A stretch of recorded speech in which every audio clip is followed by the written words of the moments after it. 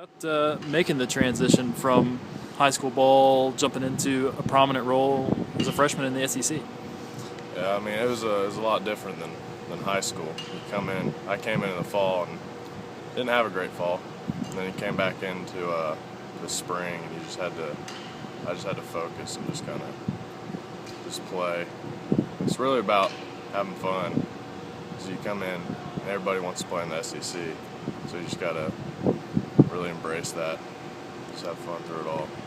When do you think you struggled through the fall? I know, didn't you have an injury the last spring that you were working through in your senior year? Yeah, I had a surgery on my shoulder. Okay. And was that sort of lingering effects in the fall for you, or? Not really. I mean, my arm wasn't what it used to be, but it wasn't bad. It was just kind of our pitching's so good. It's a lot different than high school. Gotcha. And so, at what point did you sort of feel like you were turning the corner on that, and hey, I can hit SEC pitching? It was having the break between the fall and the spring, and just going back and just trying to just clear your mind and realize that you can do it, and just come out with confidence and just play the game you've been playing for years.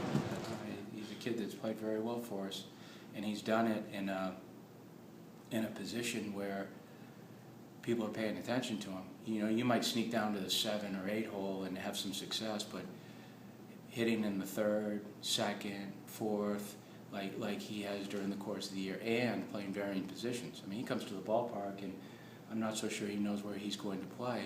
Now, it's a little bit more consistent now.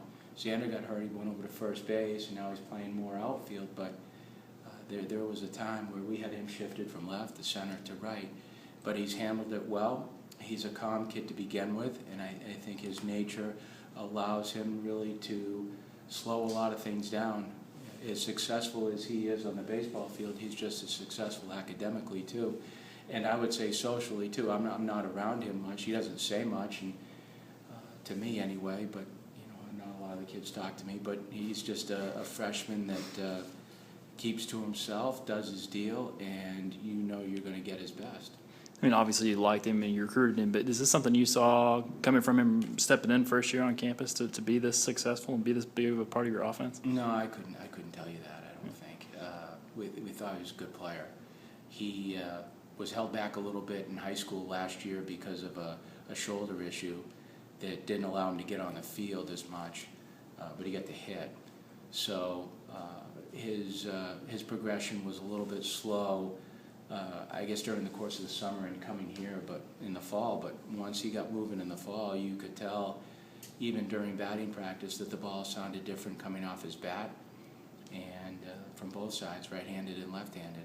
But I think he's integrated himself very well. He's very comfortable in his own skin, and I think when you're a young kid and you're a freshman, that might be the most important part. And I think before you play, you have to be emotionally stable, and he's certainly emotionally stable.